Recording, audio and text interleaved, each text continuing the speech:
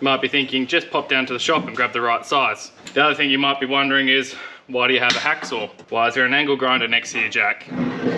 What are you thinking?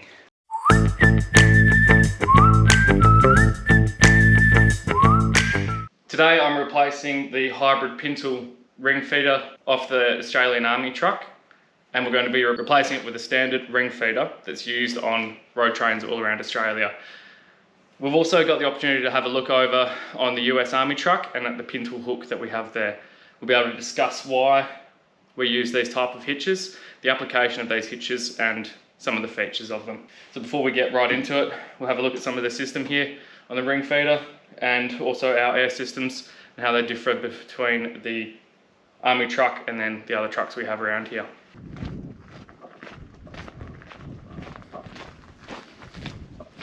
So Rommel is quite clearly an ex-military vehicle. US military, but it's also using the Pintol hook for the mechanism of locking towed implements. It's a fairly rigid system, and one of the reasons why military vehicles use a Pintol hook is they are a more secure system in rough terrain and off-road situations than the Ringfeder. They get that extra strength by this simple locking mechanism. In a military system, you want to have a reliable locking mechanism that is simple to operate and isn't as temperamental. They can be very low maintenance. This one here is a little bit stiff, but it hasn't had any lubrication for somewhere around 2.5 years. You can see how something that's been used in the desert or jungle, in an environment where you get a lot of dust or you get a lot of humidity that can rust up your mechanisms, having a system which is very low maintenance would be good. This hitch here is compatible with Pintol hook trailers, but it's an automatic latching trailer hitch. The air fittings that we have here are called glad hands, and they've got an O-ring in here which you can replace when you do have issues with air seals. But because of their lack of moving parts, they're extremely durable, easy to service and replace, and you'll find them quite often on military and outback vehicles. Our first step is to take this clip out. So I'm just going to get Santa's little helper here and a chisel and just bend it back over.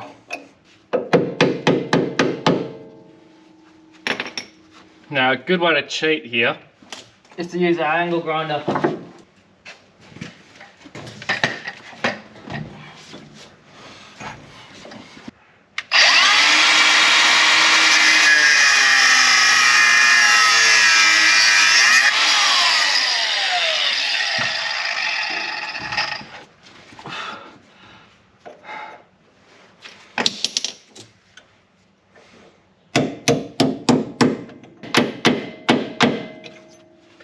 Alright, so we've got that cotter pin out.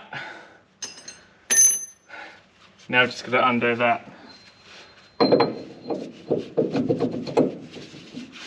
Perfect size, 70mm socket.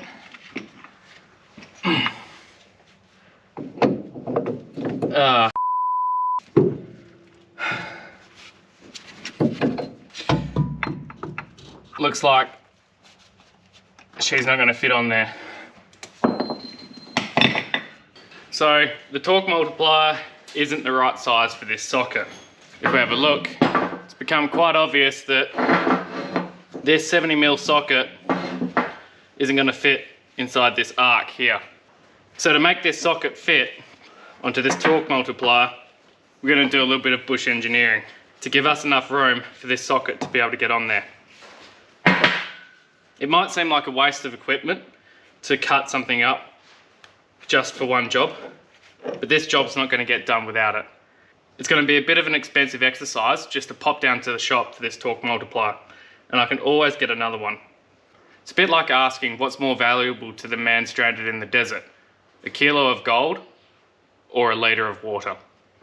So we're in that situation now where this might have an on-the-shelf price, but it's worthless to me right now if I can't use it. It's only got one job and one purpose up here, and that's to get that ring feeder on. So we're going to make sure that it fits. What I'm thinking is that straight line across from where the socket will sit home is going to allow us to have our socket all the way in and be able to move. And we still will be able to stop it, stop the torque multiplier from turning at that stage. Now I'm not crazy enough to try and go through this all with a hacksaw, so I've got my angle grinder and I've got my line marked.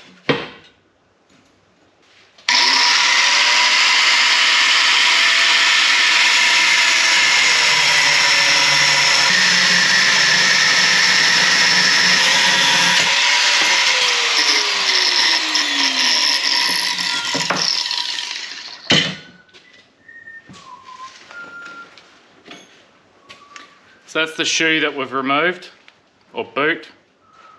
And that's what we've got left over. Let's see if our socket's going to fit.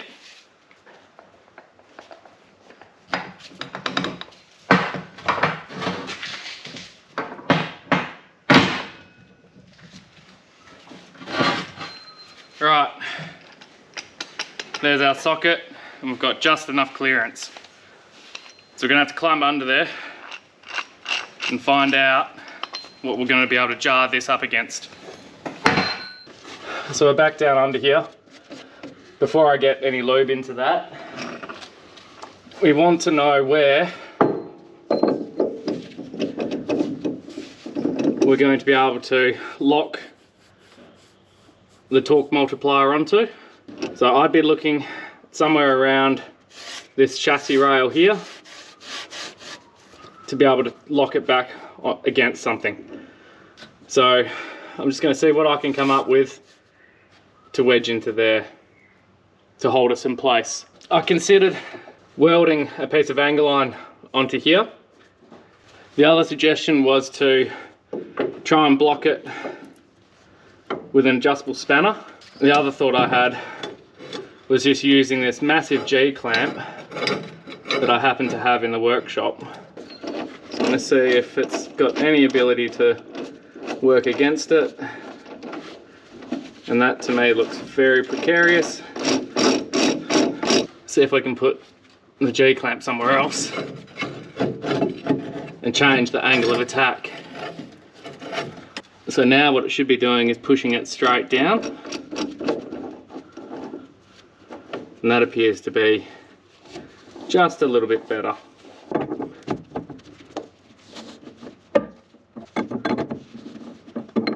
And doing that whilst we're trying to put tension on it will make my life harder. So it's going to be interesting, especially with this air tank in the way, how I'm going to tackle that. Because I'm not going to be able to just pinch it off with my finger. Because this is a basic torque multiplier without a ratchet lock on it. Alright, so we're just about there. Got them off at the back. Got our large washer, which has those indications that she definitely got torqued right the way up. The buffer is in very good nick. That seal's been excellent. We've just got to loosen this up before we drag it the rest of the way out. It should have some lube or anti-seize on the shaft from when it was installed. So again, Santa's little helper is probably going to come into play here. We'll just give it a couple, just a few light taps. It doesn't take a lot of force. It's just gently bringing it out. As you can see, that is hardly any force. This is by no means the largest hammer that I've got in the workshop. Right, that should just about have us easy enough to pull out. I'm just going to loosen up my straps here to make sure that I've got enough that I'll be able to actually pull it out. And so that's just there as an extra support in case I lose my footing. like a glove. It's beautiful. So that's our old hitch out of it. Well, that's come out nice and easy. Let's just undo our straps here. I'll probably use that when getting the new one in because it's a lot heavier. Let's have a look at the two of them next to each other. So before I throw this one straight in, I just want to make sure that my energy is not going to be wasted. So we'll just compare the two. This one's got a castle nut, a washer, then we had our plate and a buffer. So we jump onto our new Ringfeder, castle nut, our plate and our buffer. So same for same there. Then I'm just going to take this off.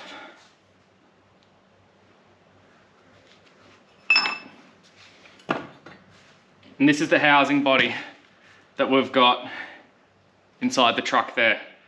It's got nylon buffers in there and it looks like a silicone grease inside it. Then we've got a backing plate and we've got another buffer. I'll just grab this old Ringfeder. I'm going to gently place our new sleeve on. There's a few millimeters slack between the two of them. So I wonder if I'm going to have to knock some sleeves out on the old unit. So I'm just going to see how we go, if we've got any major differences here.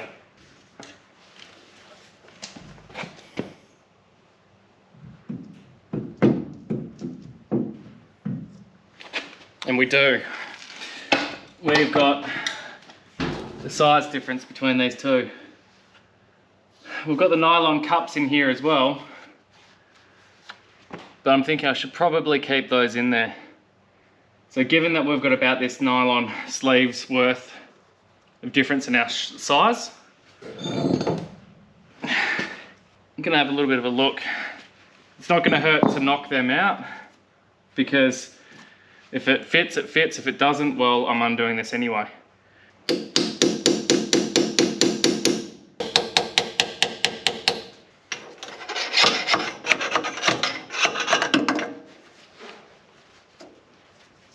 So the question on these sleeves is that diameter different to that one? And then are we going to be as smooth if we swap them out? So let's have a look and see if we can just knock out one of these cups and see if it's transferable to the other unit. Right, our lengths are very similar. Nothing a hacksaw won't fix. We know that that fits perfectly onto the new one. There is a very slight difference in our diameters. So that's not going to fit. Time to break out a rattle gun and do a whole hardware swap.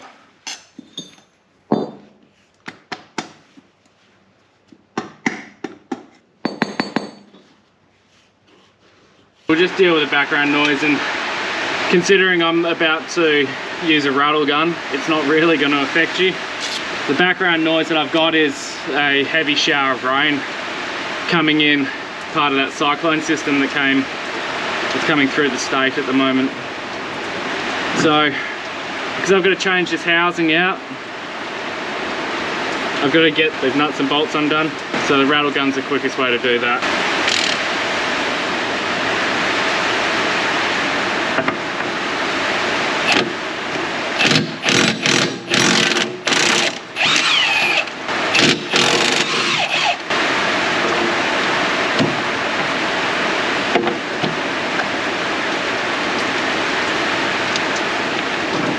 Oh, this thing. Alright, love it when the Milwaukee decides to break. So I stopped play yesterday for a couple of reasons. One was the rainfall coming in, ended up running down the tray of the truck and was pouring water down the back of my neck, which wasn't really fun. And the other was the Milwaukee 3/4 rattle gun decided to die. I had a couple of goes at getting it functioning again, but it's not playing the game, so I'm just gonna have to do it by hand. If you're enjoying the content so far, make sure you throw us a thumbs up. If you're really enjoying it and want to see more, you could always give us a go on the super thanks. The more the channel grows, the more opportunities we're going to have to be able to test out different gear and equipment to see if it's suitable to the rough environment that we operate in, test out longevity, and really test out those brands that claim that they can do it. Right, so it's time to get stuck back into it. Gonna crawl under there, try not to hit myself too many times and not bash any knuckles.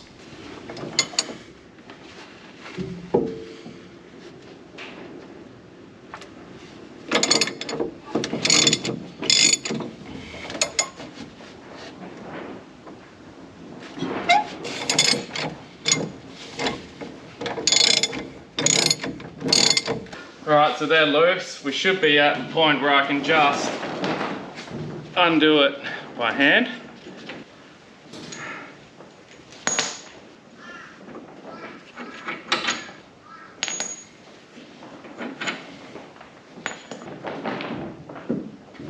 I'll grab a mallet.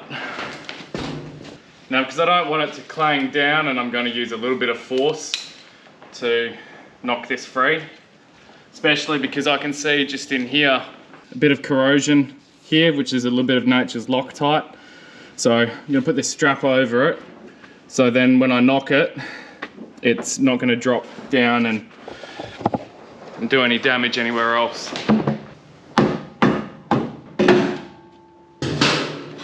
So that came out nice and easily.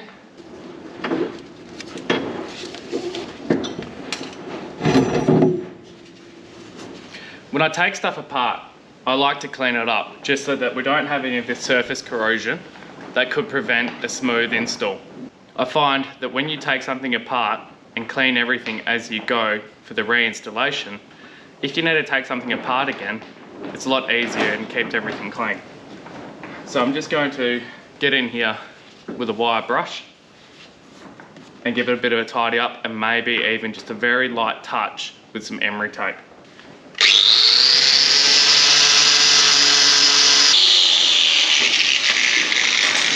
Another thing with taking things apart and cleaning them as you go and before you install them is we can see a bit of rust in on this unit, a bit of corrosion occurring.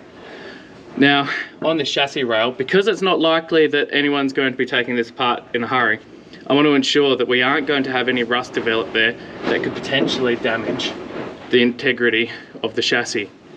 So we'll have a closer look at that.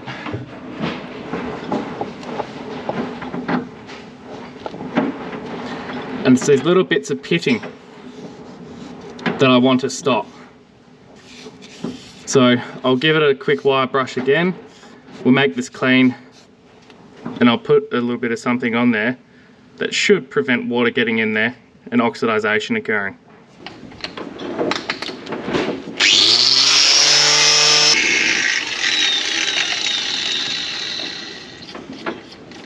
Also going to make sure that these have a longer life as well, so they'll get hit with a wire brush. So I'm at that stage where I'm about to start putting everything in. To make sure that I don't have any corrosion forming up on here, I'm going to use some of this stuff. It's pretty good at creating a seal that's going to stop and reduce any corrosion. I use it quite a bit. It's not cheap, but when you're doing something that's meant to last, it's worth spending that extra bit of money.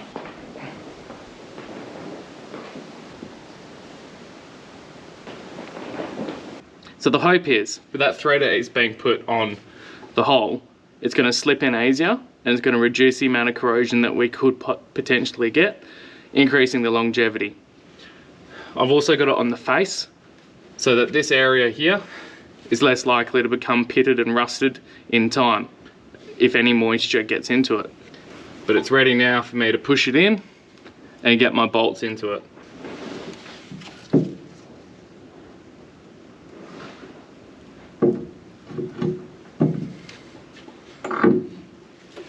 And that went in nice and easily. One's in.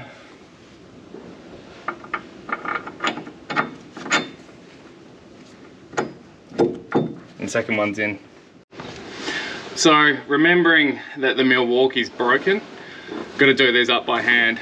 So we're just going to see how awkward it is to get some tension on these.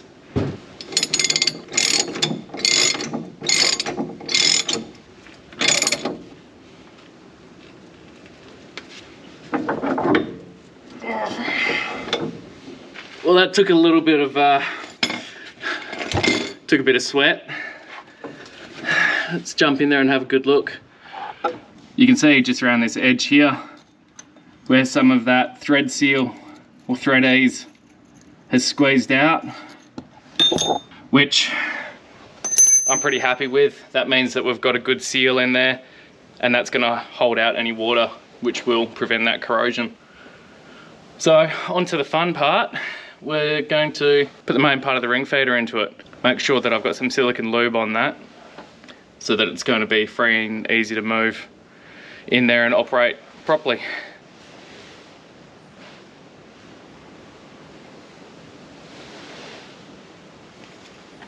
So I'm making the assumption that it is a silicone-based lubricant in there, like a silicone grease. So I'll just open up this new bottle of it. I'll make sure that I get some on the sleeve. We've got it lubed up and we're ready to go. I'll put some grease or some thread ease on that once we get it in there, because I might knock a little bit of dirt onto it, so I'll just clean it again when we're in there. So we've got to put our plate and buffer on before we go in there. That'd be awkward to forget that. And it's time to lift it into place.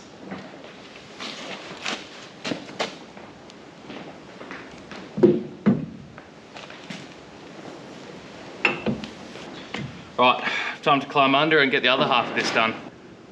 Now, I've had quite a few injuries to my eyes over the years. I've always been wearing safety glasses.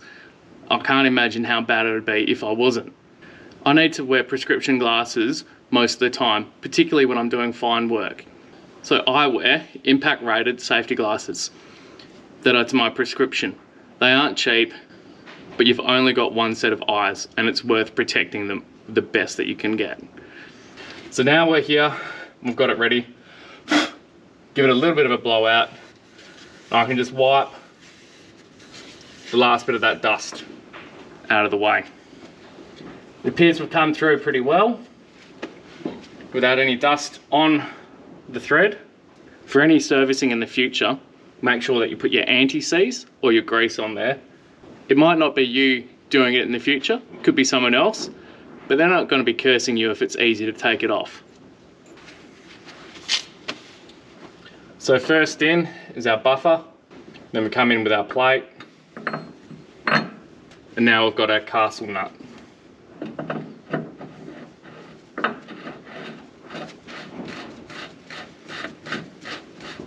So it's time to break out our torque multiplier again, and my magic G-clamp. Now, I knew I was going to have trouble if I was going to use the socket driver that came with the kit, because this simply isn't going to make it all the way around. So I've just grabbed one of my sockets that will fit onto it, and my ratchet arm. So to get my torque settings right, I need to use my torque wrench, but I've got a small issue. I'm missing a part. What it is my 1/2 inch to 3/4 male to male adapter, because that'll go into my torque wrench and allow me to go onto the end of that torque multiplier and put the right settings in. So in another classic situation that we have here, and it arcs back to something that was posted on the wall here when I got to Prenti. And I love that it has a spelling mistake, because it stands out to just the character of everyone that's ever worked here. We've got something else in our mind. So the Prenti Moto is, we can fix anything out of nothing. So we're back at it, and I'm going to make up a 3/4 to 3/4 adapter. See how we go.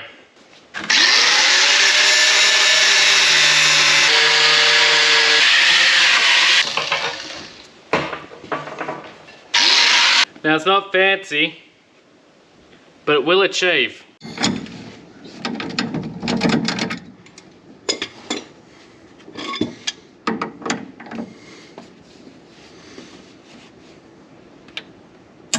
There we go. About damn time as well. That's us hitting our tension setting.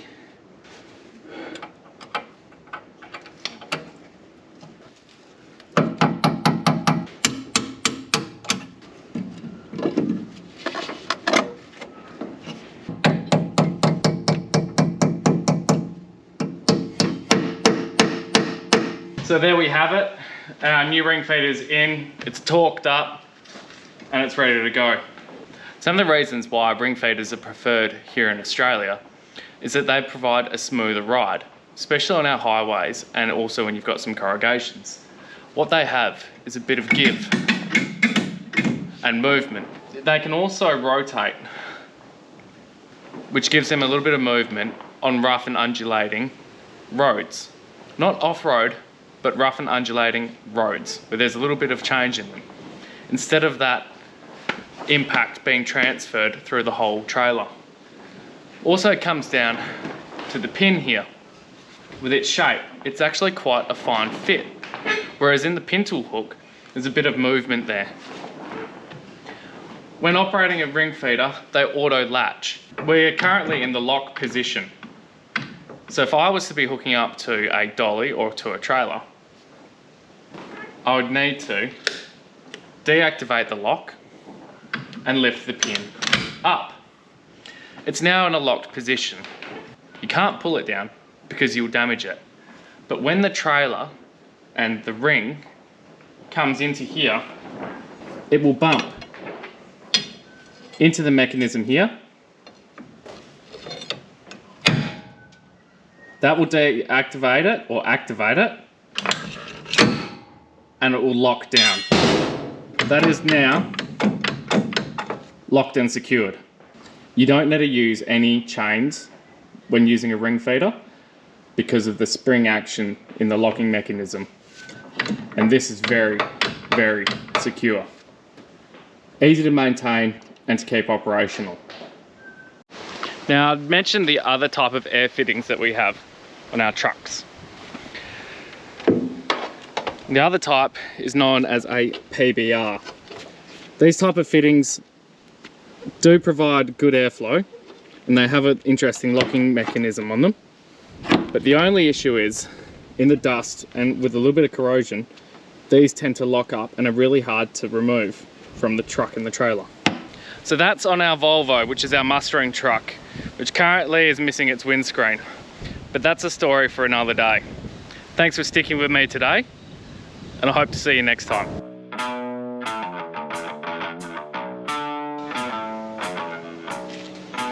It's time to lift it into place.